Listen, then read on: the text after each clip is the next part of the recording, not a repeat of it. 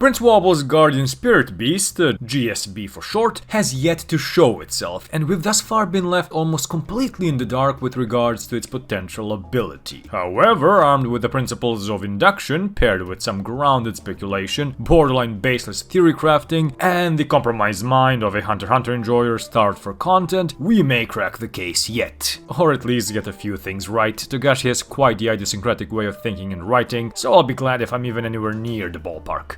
I have quite a few potential ideas as to what the nature and ability of 14 Prince Wobble's GSB could entail, so this won't be one big theory, but a personal compendium of various largely connected theories I've tried to organize from the simplest and most straightforward to the borderline deranged ramblings of a hiatus-brained madman. Let's get into it. The first and most crucial premise of this discussion rests upon the assumption that the surge of Nen Kurapika felt in this panel indeed came from Prince Wobble's guardian spirit beast. I believe this is a solid presupposition to have. It makes sense from a storytelling perspective, acting as foreshadowing, considering that 2 chapters later, Kurapika learns about the Sidon ceremony proper and the prince's implanted guardian spirit beast. Furthermore, it also makes sense that it would have happened from an in-world perspective, since Queen Oito was incredibly anxious and stressed at that point in time, and it's reasonable to assume that Wobble's GSB stirred as a consequence. You see, the 8th Queen had resigned herself to death, viewing escape as nothing more than a pipe dream, but with Kurapika bringing her back into her purview, for a brief moment she buckled, with the weight of it all crashing down on her all at once. While it is technically possible it was the work of another Princess GSB or another Nen user, I heavily doubt this for not only the 2 reasons I just mentioned, but also numerous others, but I don't want to bloat the video necessarily. Based on all available information as of chapter 400, I'm confident in saying that Wobble's GSB was indeed responsible for this aura surge.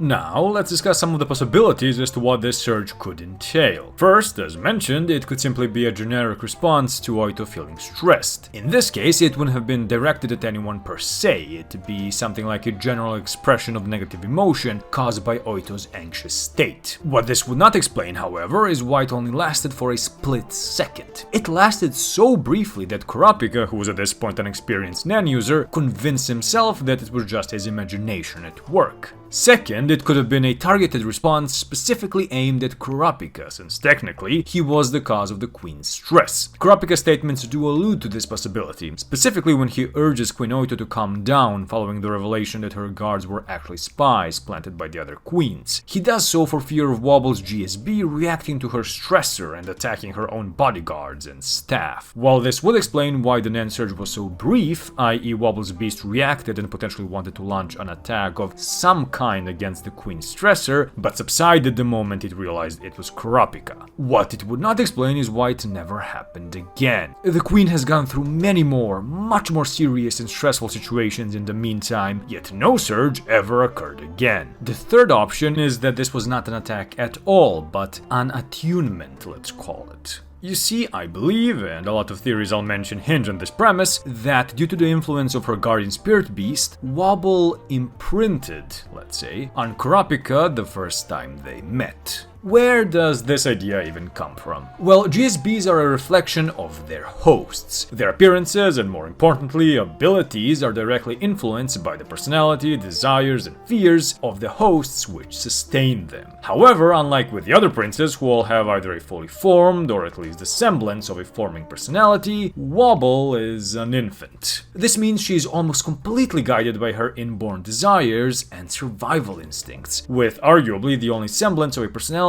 being her innate temperamental composition. As an infant, she'd primarily be seeking out comfort and security. Who provides this to an infant? Their parents. As such, it's possible that Wobble's ability is to designate two people as her parents or guardians. The first, in case of babies much more important, maternal slot, let's call it, would have already been filled by Queen Oito, of course. However, the paternal slot, let's say, would have been left open. Kurapika would almost certainly have been the first male to hold Woble following the seed urn ritual. The conditions for this imprinting could have been something like the first male to make physical contact with Woble while exhibiting a paternal sense of protection towards her. What this Nen surge could then have been was the delayed attunement of the guardian spirit beast to Kurapika following Woble's imprinting.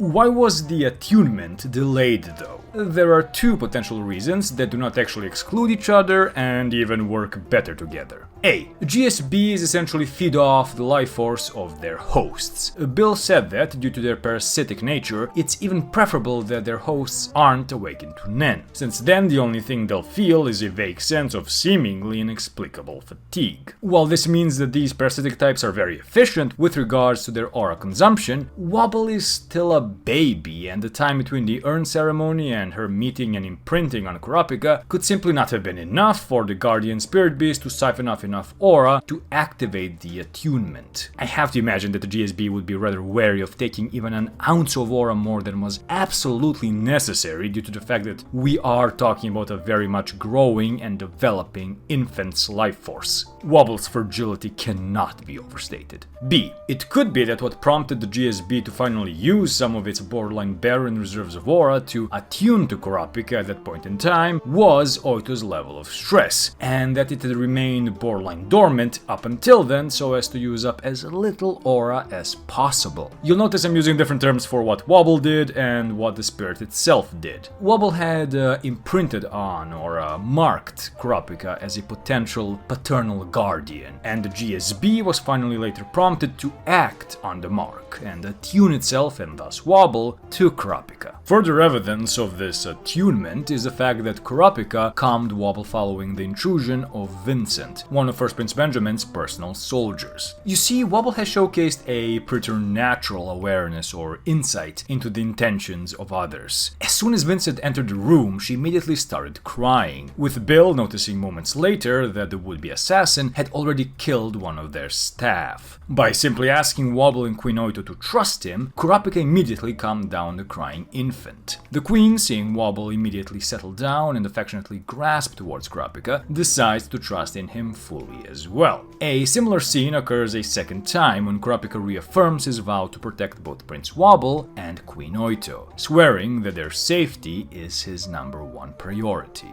Now, what are the potential consequences or effects of this attunement? I don't really know. Apart from her supernatural awareness, Woble hasn't showcased anything else that could be construed as a GSB ability. There haven't been any outright combat situations since Vincent's assassination attempt, so we haven't had too many chances to see Woble's GSB in action. One obvious possibility is that following the attunement, the GSB is actually subtly and minimally manipulating Kurapika via a soliciting type manipulation ability. Soliciting types leave the free will of the target intact, but condition them to work in their favor. This can be done by altering the target's memories, or perhaps in this case, amplifying their paternalistic instincts to protect a helpless child. I say this is the most obvious ability because A. It's been established that soliciting type Hatsu are very aura efficient, and B. It makes sense because of the aforementioned fact that the GSBs reflect their hosts, and what does a baby desire most of all? To be cared for and protected. As such, the minimal allowance of aura the GSB is working with, paired with the limited and focused cognitive and experiential purview of the newborn prince, are all decent evidence for it having a soliciting type manipulation ability. I must say though, while it is perhaps the most obvious and safe potential ability, I'm not sure how I'd feel about it. The reason why is because I think it may potentially sully Kurapika's character progression thus far. His reaffirmation to protect both Prince Woble and Queen Oito hit hard, and I'd prefer it if it was entirely genuine. Kurapika has yet to learn about the presence of the Phantom Troop and has yet to actually meet the fourth prince, so this vow will undoubtedly become of vital importance to his character. The only satisfactory way I can see this going down is if, at some point, Kurapika suddenly and without prior warning meets the Phantom Troop, yet manages to restrain himself and prioritize the safety of the prince and queen. Then, after being released from the beast's manipulation and realizing he was being manipulated, he nonetheless decides to stand true to his vow and continue to wholeheartedly protect Woble and Oito, with the pragmatist in him seeing the value in the GSB's ability, holding his thirst for revenge at bay. Another possibility is that, as Baby Mania suggested, the 14th Prince Wobble Spirit Beast is a counteractive type, hence why it has yet to fully manifest. This makes sense from an aura preservation standpoint, since counteractive abilities tend to be significantly more powerful and require much less aura to create powerful effects, due to the fact that the user almost always needs to get hit by an attack first. While definitely aura efficient, the incredibly dangerous activation condition makes it so that I don't see Wobble's Guardian Spirit Beast risking any harm to the infant. As I said earlier, Wobble's fragility cannot be overstated. Now, the final two ideas are kind of out there. What if, and hear me out on this, Wobble's Nen Beast can host hop? As weird as this sounds, there's nothing explicitly disallowing this type of ability. While only someone carrying the blood of the king can undergo the ceremony to receive their parasitic spirit beast, there's no explicit stipulation that this allows the beast from switching hosts later on. The reason why none of the other princes would ever develop such an ability is that they are all raised by their mothers to doubtlessly and earnestly believe that they will indeed be the next king. Even those princes who seemingly show no interest in actually actively pursuing this course of action, such as Momose or Sale Sale, nonetheless believe kingship to be their natural next step in life. They've been inculcated and borderline brainwashed to such an extent that there's little to no cognitive dissonance between their lack of actual pursuit of the crown and their belief that they will one day be king. However, as a baby, Wobble has yet to be given the princely treatment and be indoctrinated into the Hui Gu Rou royal family of copium huffers. As such, it's not unthinkable that Wobble's Nen Beast may indeed switch hosts at some point. I see this occurring in one of two ways. One, the previously mentioned possibility of the spirit beast being a counteractive type could actually be viable if it indeed had the ability to switch hosts. By switching to the attacker, it would leave the fragile 14th prince. The risk of Wobble being harmed is very real and would perhaps require an outside agent, e.g. Kurapika, to protect her during the ability's activation. 2. So remember how I said that I believe Kurapika had been marked and then attuned to? Well, it's possible that at some point, in an effort to protect Wobble, he becomes the new host. This, of course, may or may not be permanent, and may or may not be beneficial to him. If the beast's sole ability is to host hop, then Kurapika would need to think of ways to get it off of himself and onto someone else, all the while dealing with the burden of his aura being siphoned off. Either of these two scenarios could potentially very much go against the king's plan, as this would mean that someone outside of the family has become a participant and shenanigans may very well ensue. As mentioned, I have a final and definitively most out there tinfoil hatty possibility. But before I get to it, I need to mention something I've avoided talking up until now, and that's the potential appearance of Wobble's Guardian Spirit Beast. Personally, I can only really imagine it looking one of two ways. The first option would be for it to bear a striking resemblance to her all-pappy Spirit Beast. Because look at it and tell me this horrifying mishmash of various female assets doesn't strike you like something the confused and chaotic imagination of a newborn traumatized by its recent emergence into the world and hyper-fixated on its mother would conjure up. Because a cool twist that would actually serve to narratively justify a literal baby winning a battle royale to the death would be if the king himself was an infant when he competed against his siblings and won. Somehow. If any of the theories I've mentioned thus far are true, then I'd expect it to look like this. But to come back to my unhinged theory, what if Kurapika is Wobble's Guardian Spirit Beast? Okay, not literally, rather the two are now one in the same. As in, it's possible that Wobble's GSB looks exactly like Kurapika, or rather it's an amorphous entity that one way or another becomes one with whoever meets the criteria to fulfill the role of Wobble's paternal figure. Kurapika would really be putting the Guardian in Guardian Spirit Beast, both in a literal and in a more parental sense. What potential powers, limitations, or conditions that would bestow upon or burden him with, I've no idea. But if you're actually jiving with this theory and you do have some cool ideas, please feel more than free to share them down below.